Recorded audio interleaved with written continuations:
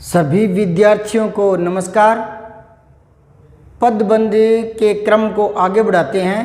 पहले एक प्रश्न देखिए, एग्जाम में किस प्रकार पूछे जाते हैं। ये प्रश्न देखें, उसके जीवन भर की कमाई क्षण भर में नष्ट हो गई।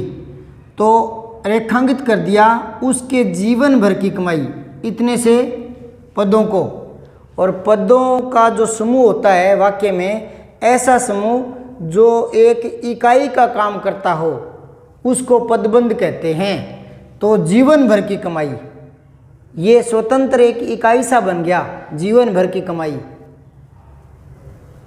जीवन भर की कमाई लुट गई, यह तो मेरे जीवन भर की कमाई है। तो जीवन भर की कमाई को कहीं भी मुहावरे की तरह प्रयोग में लाया जा सकता है, और ये पदबंध की निशानी होती है कि वो मुहावरे की तरह कहीं रिपीट हो सकता है। ठीक है ना। तो ये एक पदबंध है। तो प्रश्न ऐसे आते हैं एग्जाम में कि रेखांकित पदबंध है संज्ञा पदबंध, सर्वनाम पदबंध, विशेषण पदबंध और क्रिया विशेषण पदबंध। इनमें से छांटना है। तो कैसे छांटेंगे, तरीके बताऊंगा, सिंपल सा ही है। तो पहले इन सारे पदबंधों को देखते हैं। संज्ञा पदबंध क्या है, किस तरह के है, 5-7 वाक्य हर एक पदबंध के देखेंगे। पदबंध 5 प्रकार के होते हैं: संज्ञा पदबंध, सर्वनाम पदबंध, विशेषण पदबंध, क्रिया पदबंध और क्रिया विशेषण यानी अव्यय पदबंध। तो सभी के 5-7 उदाहरण देखेंगे, उनसे आपको ध्यान में आ जाएगा कि कैसे छांटे, सर्वनाम कौन सा है, क्रिया पदबंध कौन सा है, विशेषण पदबंध कौन सा है। यह आराम से छांटने में आ जाएगा। प्रत्येक के 5-7 वाक्य लिखूंगा तब। इधर देखें, संज्ञा पदबंध, संज्ञा के स्थान पर प्रयुक्त होने वाला जो पदबंध है वो, या यूं कहें कि संज्ञा की तरह व्यवहृत होने वाला, व्यवहार में आने वाला पदबंध ही संज्ञा पदबंध होता है। ये वाक्य देखें, रात भर पहरा देने वाला पहरेदार कल गोली का शिकार हुआ। तो रात भर पहरा देने वाला पहरेदार, ये पदबंध संज्ञा पदबंध है। ठीक है। आगे देखो, मैंने रोंगटे खड़े कर देने वाली एक फिल्म देखी। तो रोंगटे खड़े कर देने वाली एक फिल्म, रोंगटे खड़े कर देने वाली। ठीक है। तो ये भी एक पदबंध है, संज्ञा पदबंध है। धुआं फेंकने वाले वाहन फेफड़ों के लिए काल है, काल के समान है, मृत्यु के समान है। तो धुआं फेंकने वाले वाहन, धुआं फेंकने वाले वाहन, ये पदबंध है, संज्ञा पदबंध है। मेरे लाडले बच्चों, समय का ध्यान रखो। तो मेरे लाडले बच्चों, मेरे लाडले, ये जो दो शब्दों का पदबंध, दो शब्दों का हो सकता है। शब्दों मतलब पदों का। ठीक है ना। शब्द तो नहीं कहेंगे। शब्द किसको कहेंगे, जो एक अकेला अलग से इंडिविजुअल स्वतंत्र अलग पड़ा है उसको शब्द कहते हैं। लेकिन जब वो वाक्य में आ जाता है तो उसको पद कहते हैं। तो पदबंध 2 शब्दों का भी हो सकता है, यानी 2 पदों का, 3 पदों का, 4 पदों का, 5 पदों का, 6 पदों का, कम से कम 2 पदों का तो होता ही है। सिंगल पद को पद नहीं कहते, पदबंध नहीं कहते, पद ही कहते हैं। ठीक है ना।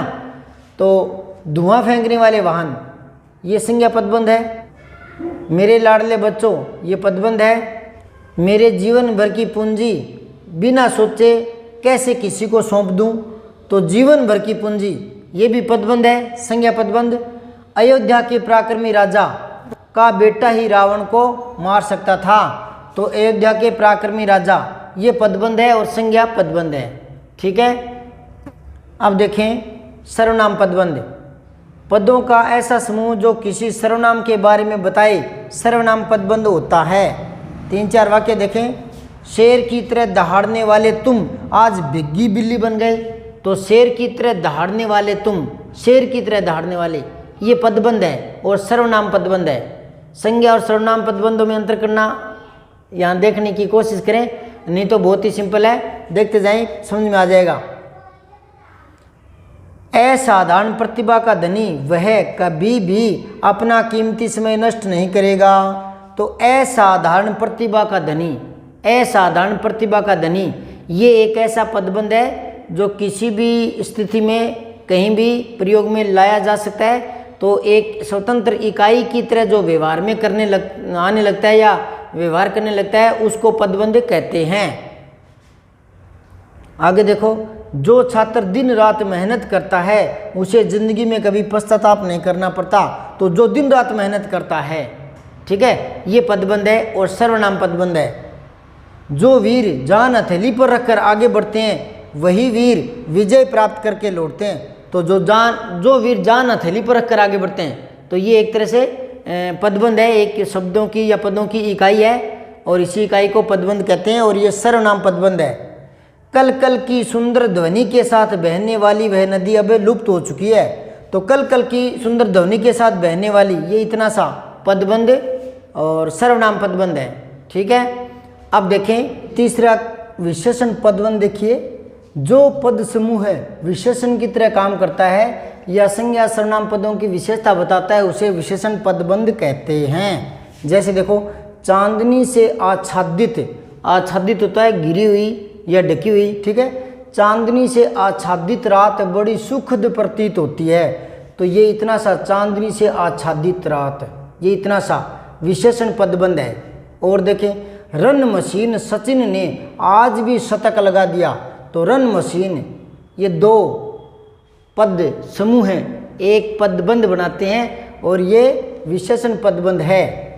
गुलाब के जैसे कोमल मुख वाला शिशु, तो यहाँ से गुलाब के जैसे कोमल मुख वाला शिशु सबको मुग्ध कर रहा है। तो ये इतना सा पदबंध है, ये विशेषण पदबंध है। और देखें, न जाने कितने लोग, तो न जाने कितने लोग फिर बाढ़ के शिकार हो गए।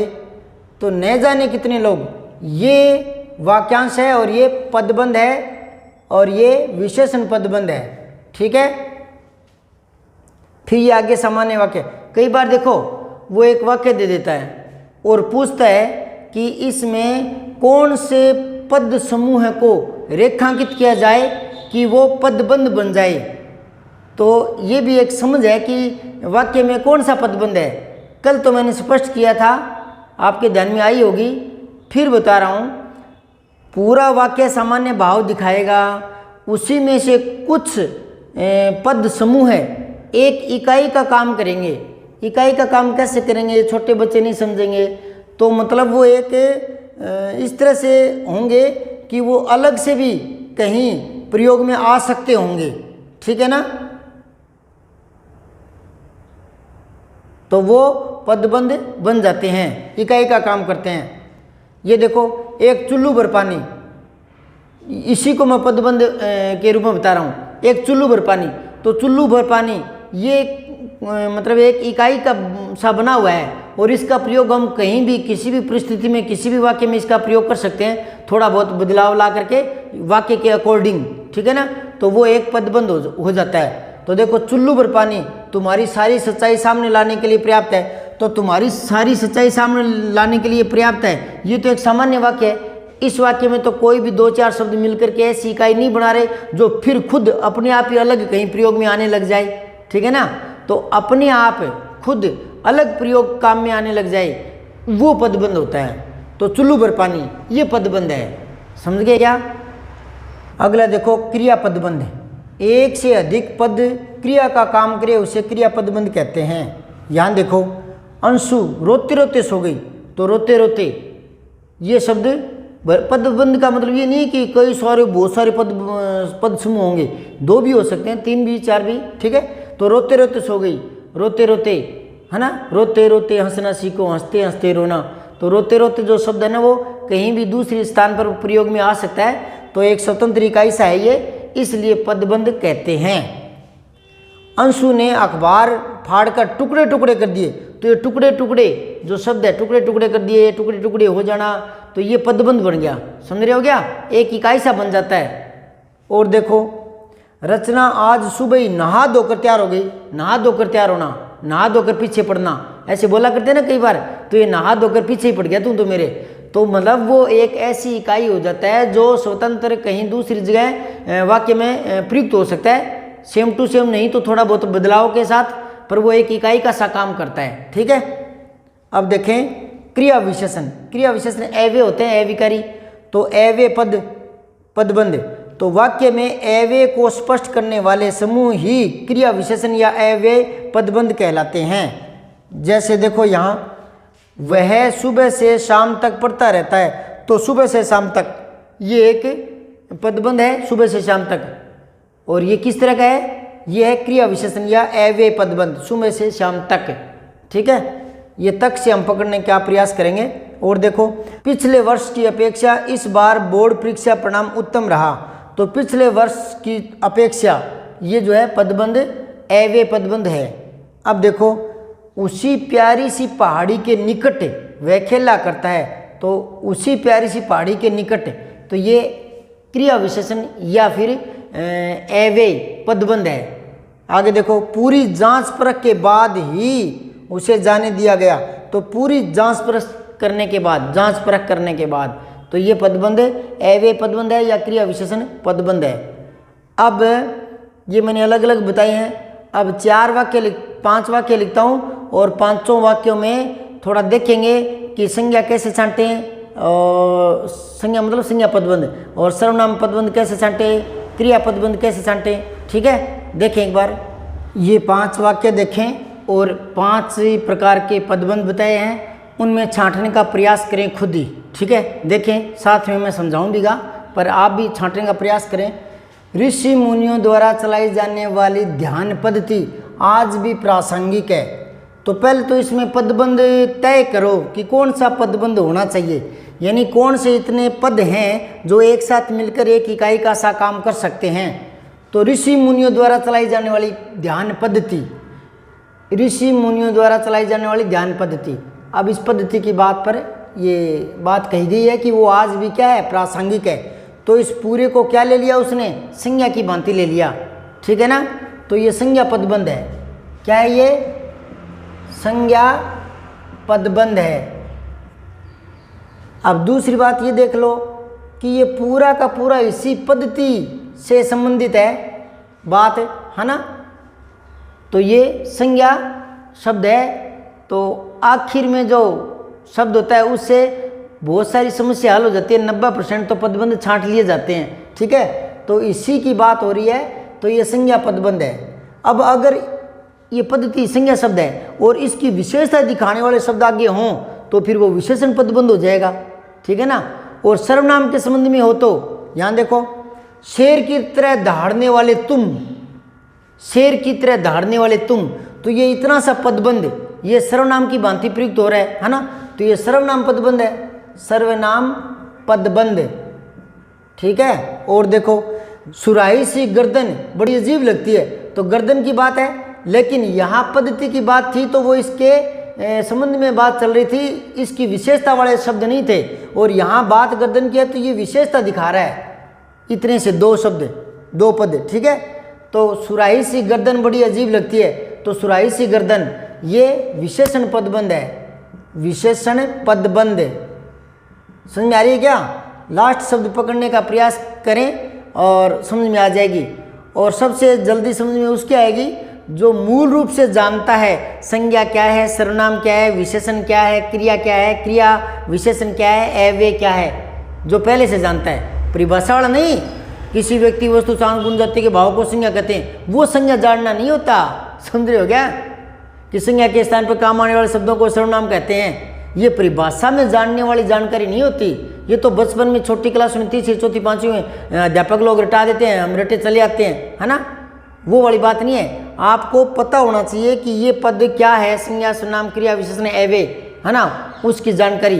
तो वो ज्ञान मैंने बहुत पहले ऐसे वीडियो बनाए हैं जिनमें मैंने विकारी एक साथ भी कराए हैं, अलग अलग भी करवाए हैं, बहुत सारे वीडियो बनाए हैं। तो आप प्ले लिस्ट में जा करके पहले संज्ञा सर्वनाम क्रिया विशेषण की मूलभूत जानकारी ले लें, तो फिर आपको वाक्य में भी ये पदबंध छांटने में आसानी हो जाएगी।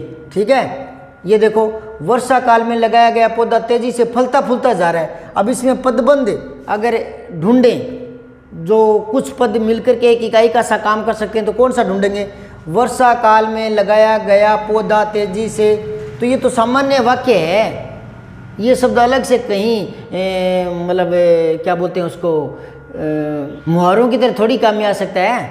ये देखो, फलता फूलता जा रहा है, तो फलता फूलता परिवार, है ना, फलता फूलता, तो ये पदबंध बन जाता है। और ये क्रिया के साथ क्रिया पदबंध कहलाता है ये। ठीक है। आगे देखो, सुबह से शाम तक पढ़ता रहता है, सुबह से शाम तक, यहाँ से पकड़ना आप, ये एवे शब्द है ना। ठीक है, तो सुबह से शाम तक, तो ये एवे पदबंध है। एवे, एवे मतलब क्रिया विशेषण, क्रिया विशेषण पदबंध है ये, ठीक है। अब इन प्रश्नों का उत्तर ढूंढो। उसी प्यारी सी पहाड़ी के निकट वह खेला करता है, ये वाक्य है। तो इसने रेखांकित कर दिया प्यारी सी पहाड़ी के निकट, प्यारी सी पहाड़ी के निकट। आप इसको पकड़ो ना, तो ये क्या है, कौन सा है, क्रिया विशेषण पदबंध है, ये दे उत्तर है इसका। ना ही तो संज्ञा पदबंध है, ना ही सर्वनाम है, इनसे तुलना करके देख लो। मैंने पहले ही आपको बताया था, आप कई प्रकार के वाक्य देखें, संज्ञा पदबंध के, सर्वनाम पदबंध के, क्रिया पदबंध के, उनमें से 4, 5, 7, 8 उनमें से जो एक सिंपल सरल हो और जिससे आपकी आपको ज़्यादा समझ में आ जाए, ठीक है ना, उस उदाहरण को या उस वाक्य को दिमाग में रखो। फिर और कोई अलग अलग वाक्य आते हैं तो जिससे आपके ध्यान में आया हुआ है उससे उसकी तुलना करो तो समस्या हल हो जाएगी, ठीक है ना। तो इनमें से जो भी पहले भी करवाए थे, कल भी, या आप भी अपने हिसाब से कोई गाइड पास में होगी उसमें देख करके जिससे भी आपके ज़्यादा बात क्लियर हो, उस उदाहरण को या उस वाक्य को आप ध्यान में रखा करें, फिर उसकी तुलना कर लिया करें दूसरे वाक्य से या दूसरे शब्द से, तो आपको सहायता मिल जाएगी। ये हल करने का एक तरीका होता है, ठीक है। तो यहाँ देखो, जो भी आपने सर्वनाम पदबंध का कोई उदाहरण याद किया हो उससे इसकी तुलना करो। प्यारी सी पहाड़ी के निकट, तो ये सर्वनाम पदबंध तो नहीं है, इससे कर लो। शेर की तरह दहाड़ने वाले तुम आज बिग्गी बिल्ली बन गए, तो शेर की तरह दहाड़ने वाले तुम, तो ये सर्वनाम पदबंध है। तो ये सर्वनाम कैसे है, छोटी सी पहाड़ी के निकट, ठीक है ना। तो इससे तुलना कर लिया करो। तो ये आपके क्रिया विशेषण या अव्यय पदबंध है। और ये मैंने शुरुआत में लिखा था, वो दोबारा देख लो। उसके जीवन भर की कमाई क्षण भर में नष्ट हो गई, तो उसके जीवन भर की कमाई, जीवन भर की कमाई इतने को रेखांकित करके है और पदबंध पूछा है, ये रेखांकित है वो कौन सा है, तो सर्वनाम तो नहीं है, जीवन भर की कमाई, तो कमाई संज्ञा शब्द है, तो ये संज्ञा पदबंध है ये, ठीक है। क्रिया विशेषण तो हो नहीं सकता, क्रिया भी नहीं है, क्रिया तो ये है, फलता फूलता जा रहा है। समझ में आ रही बात, इस तरह से छांट लिया करें। अब एक गाइड में कुछ प्रश्न थे वो मैं बोर्ड पर लिखूंगा, टाइम लगेगा, और फिर आपको उसमें उत्तर बताऊंगा। तो मैं उसकी फ़ोटो ही प्ले कर देता हूं, आप उसको वीडियो को रोक रोक करके उनके प्रश्न देखने का प्रयास करें, उत्तर लिखने का प्रयास करें, और उसके बाद में उनके उत्तर भी डाल दूंगा, ठीक है। और इसके बाद देखना जारी रखें। मैं वाक्य, उपवाक्य, वाक्यांश, पदबंध इनके बारे में थोड़ा और बात करूंगा, तो वीडियो पूरा देखें, अंत तक देखें, ठीक है। और उसके बाद में इन प्रश्नों का उत्तर बता दूंगा।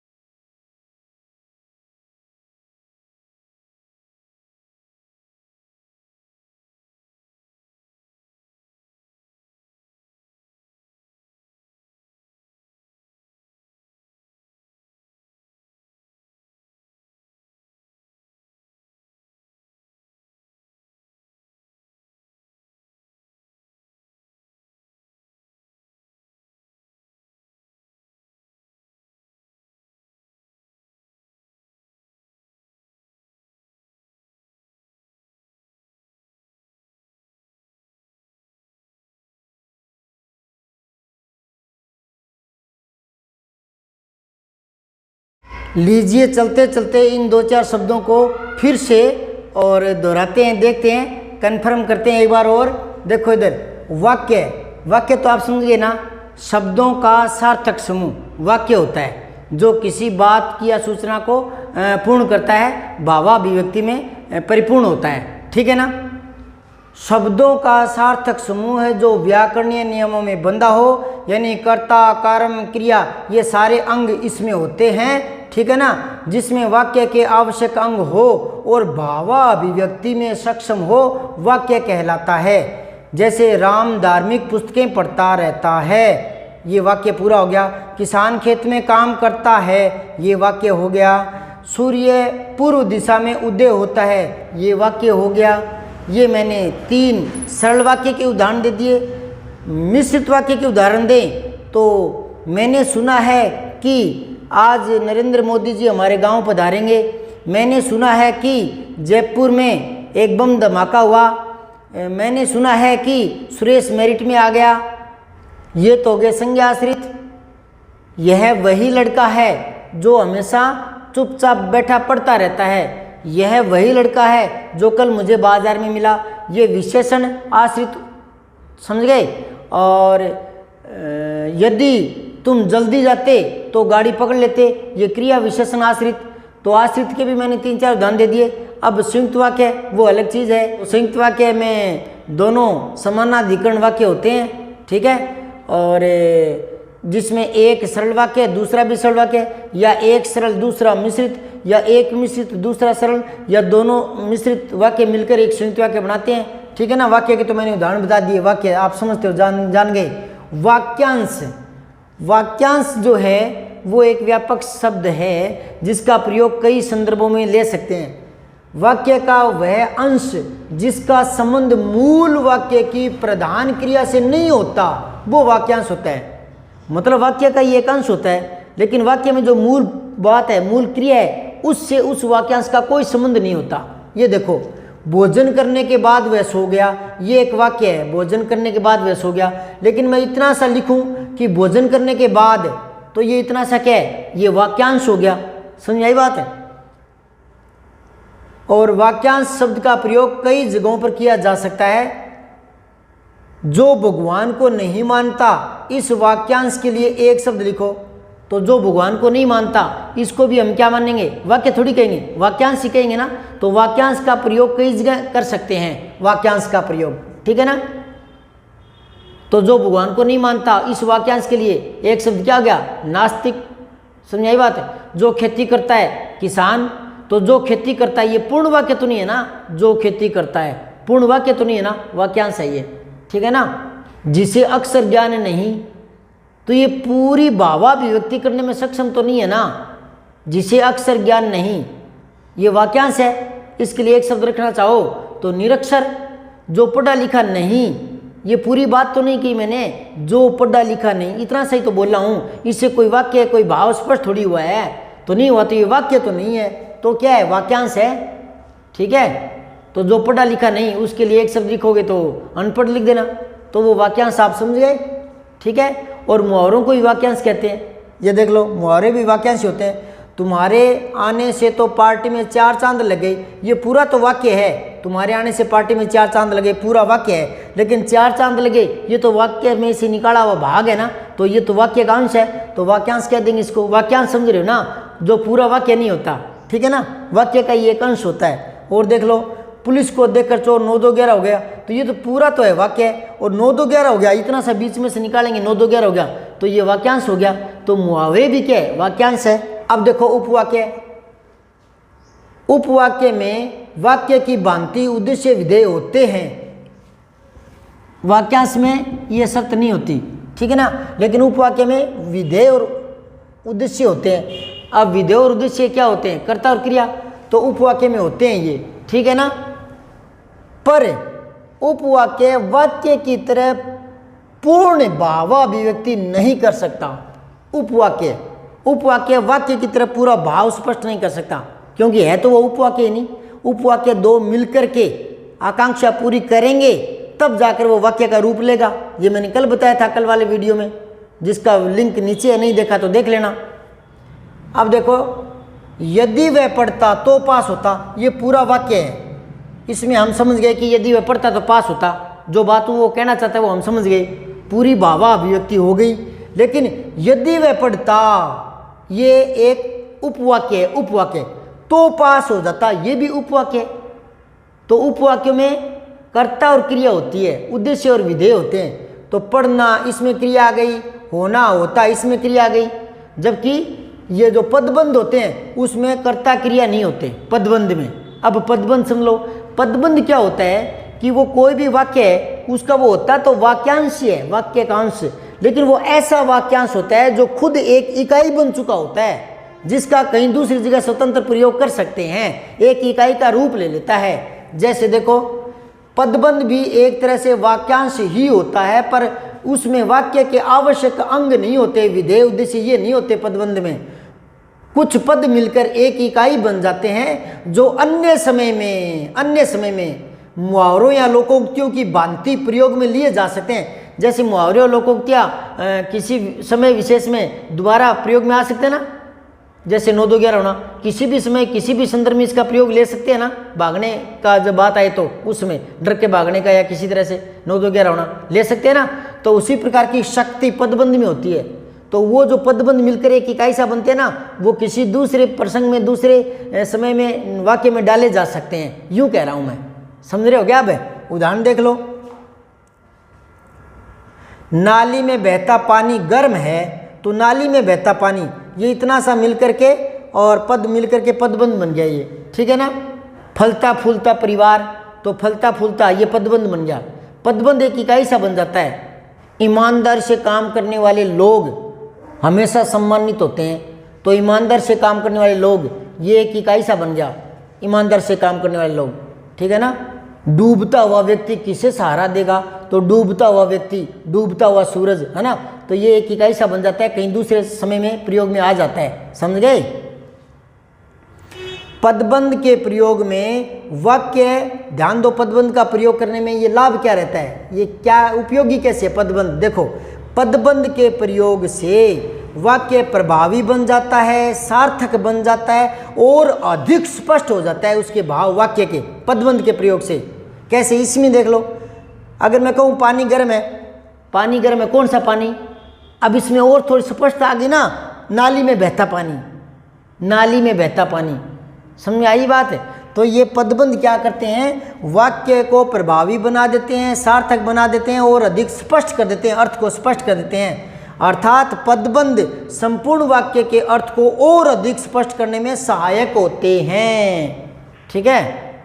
कोशिश करने वाले कभी हारते नहीं है, तो कोशिश करने वाले लोग कभी हारते नहीं है। सीधे लिखो, लोग हारते नहीं है, तो कौन से लोग, स्पष्टता नहीं है ना, तो पदबंध उनको स्पष्ट कर देता है और प्रभावी बना देता है। ये पदबंध का मूल काम है। अब आप सारा समझ गए होंगे।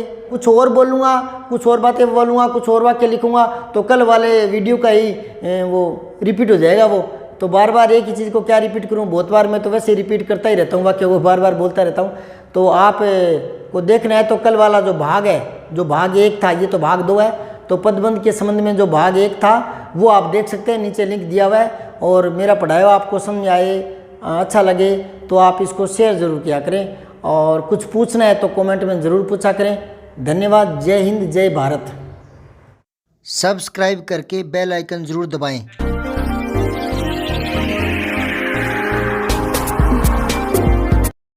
जय हिंद, विजय हिंदी।